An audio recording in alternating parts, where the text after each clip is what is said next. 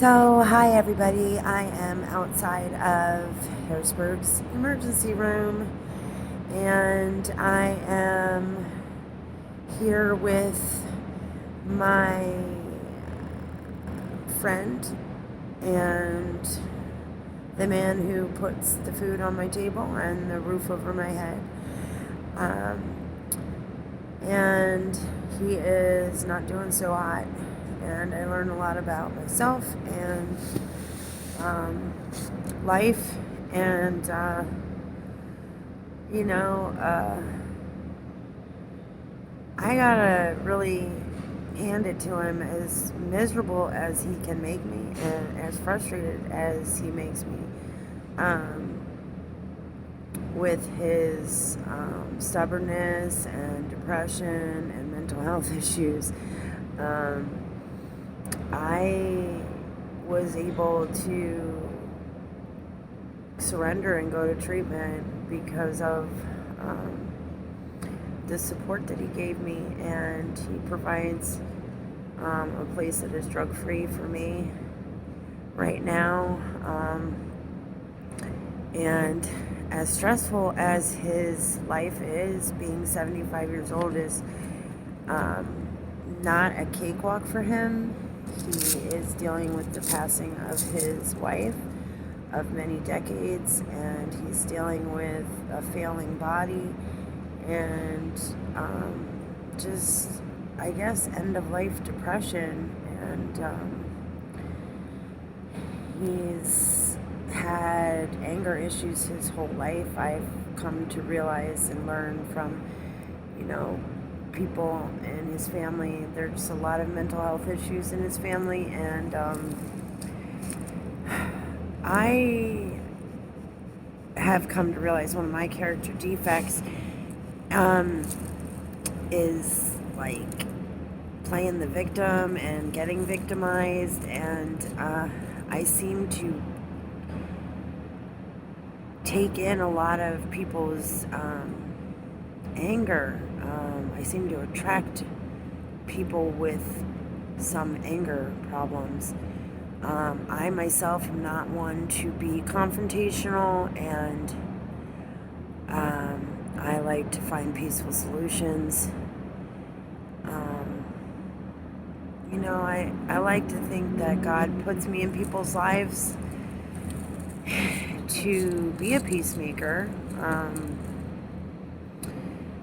But anyway, I titled the last, my conversation yesterday, Forgiveness. And I had a miracle happen today, like literally a miracle. So my daughter is turning 16 in June. And when I entered the life of recovery almost 4 years ago, my daughter was so rightfully angry with me that she unknowingly or knowingly made me wait exactly a year to get her back in my life. And my daughter has suffered so much, and I have caused so much damage to her as her mother, and I have suffered so much in my disease by losing such a wonderful gift as having to be given such an amazing person. Like, I had an opportunity giving birth to my daughter, and I have just botched it up royally. And it's just something that I live with every day of my life. And for any of you that are mothers that can understand or are dealing with this,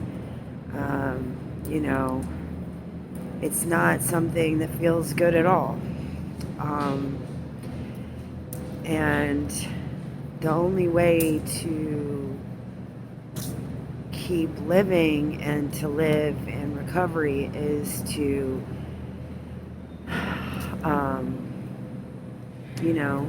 do the inventory work and to face the shame, the guilt, and the pain, and to shake it off, and to accept the hope and surrender these relationships to a higher power. For me, God does so many things for me. So, and not yet, still under 60 days clean after this relapse.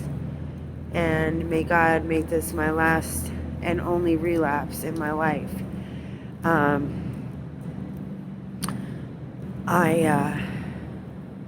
I just expected that she was going to make me wait this year. And when I called her on Christmas, I spent Christmas in treatment and New Year's in treatment. And I was blessed to hear my son's voice on Christmas Day, but he went to hand the phone to his sister, and it was a flat no, which I expected. And I, with so much love, respect her feelings about me. And I just want to support her because she is the best of me. And I want to see her become the best her possible. And I don't want her to suffer anymore. She has suffered so much already. And I know her life can go the way mine went, or it could go in a totally different, amazing direction. And what would be even better yet is if I could take that journey with her. And my hope is, like, I know how, especially because I have been so immature in growing up because of my addiction. Like, my parents have been invaluable to me as a grown-up. And I just hope that I can be invaluable to her over the next 20-some years so that I can, possibly begin to, be a mother in a way a mother should be, because I have not been a mother. I stopped being a full-time mother well, she was 3 years old when my mom stepped in and realized that I was not capable of providing a safe and stable home. And it's really hard for me to admit that I was not able to provide a loving home, even though I love her very much. My mind, races with images of things that she had to go through. And but today I called her, and what's worked for me is writing her letters. And the year that it took to get her back, I wrote her a letter every week. And I was taught by people with experience that when you've lost trust with someone that you love, writing that letter allows the person to read what you've written. They don't feel put on the spot or pressured to respond. They can read it several times. They can hold on to it. They can destroy it. They can, privately go through their response. And by writing on a regularly interval time, like once a week, you show and prove over and over again that you are reliable.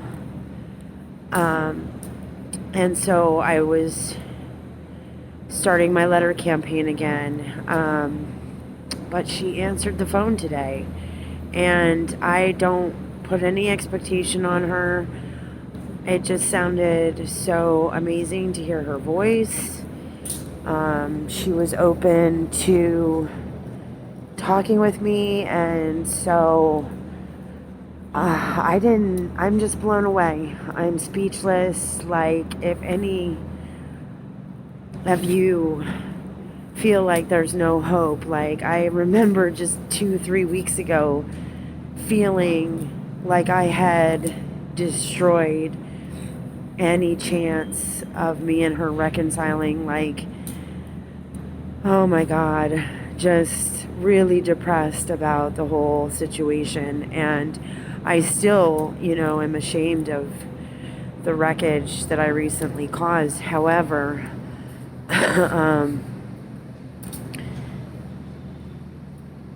if you're using today, I urge you to get clean. And if you're clean, let's not use today.